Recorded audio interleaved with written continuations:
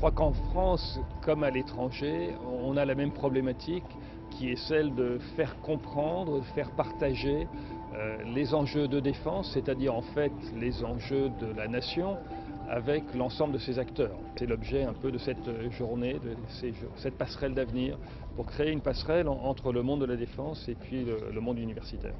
L'objectif de cette journée est de permettre là aussi de diffuser l'esprit de défense, faire en sorte que les jeunes qui sont présents et un certain nombre de référents défense qui sont présents aujourd'hui puissent échanger entre eux et là aussi faire en sorte que à travers des actions de ce type-là, le lien armée-nation contribue à se développer. Je crois que l'enseignement supérieur constitue un creuset intéressant.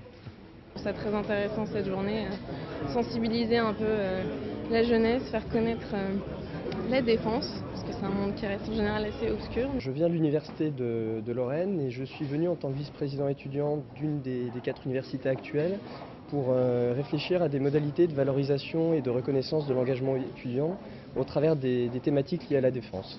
On vient de l'université de Cergy-Pontoise. Cergy-Pontoise, pareil.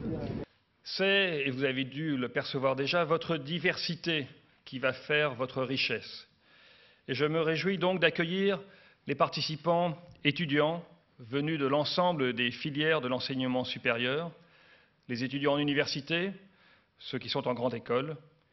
J'accueille également les participants de nos armées, qu'ils soient jeunes officiers, élèves de nos grandes écoles, Saint-Cyr, Naval, Salon, Melun pour la gendarmerie, ou étudiants en médecine du service de santé des armées, mais aussi les élèves des grandes écoles d'ingénieurs comme Polytechnique, l'ENSTA, l'ENSIETA, auxquels se sont joints des officiers de réserve. Bienvenue donc à tous. Vous dessinerez, je le pense, un nouveau paysage pour le lien entre les armées et l'enseignement supérieur. Et vous servirez par là même à notre cohésion nationale et à notre mieux vivre ensemble. Et à chaque fois, on a entre 50 et 150 personnes. Je pense à l'Université de Management de Paris. Thème que vous souhaiteriez voir développer dans ces enseignements. L'idée sur le travail est réalisé pour responsabilité de citoyens et de cadres vis-à-vis du monde dans lequel ils vont évoluer. Une meilleure organisation. On fait de toi un marin, un chef de service.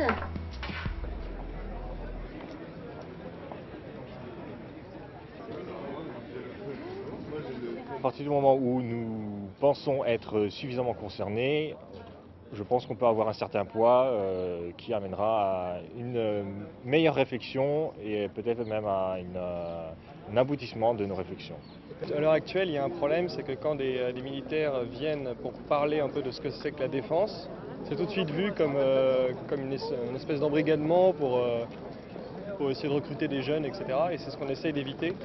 Les jeunes étudiants souhaitent que les universités ouvrent plus largement leurs portes à la défense et ceux qui ont reçu des enseignements donnés justement par des militaires en activité ou par des professeurs réservistes semblent être plus informés.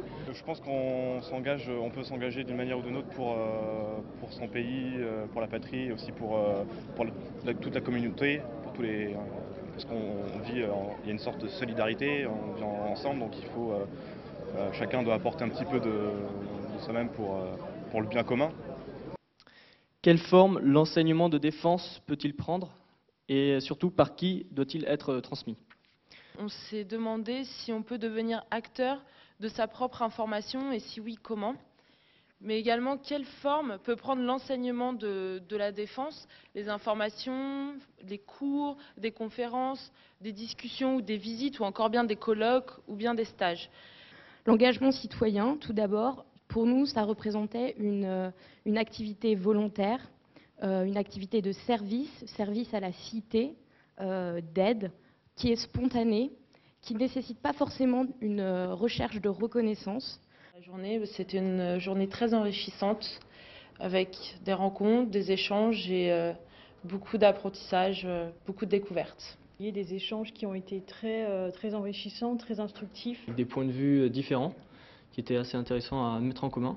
Avec donc le mélange étudiant et officier. Parler sans tabou, donc c'était assez agréable. Malgré nos différences, finalement, en termes de réflexion, on arrivait aux mêmes conclusions.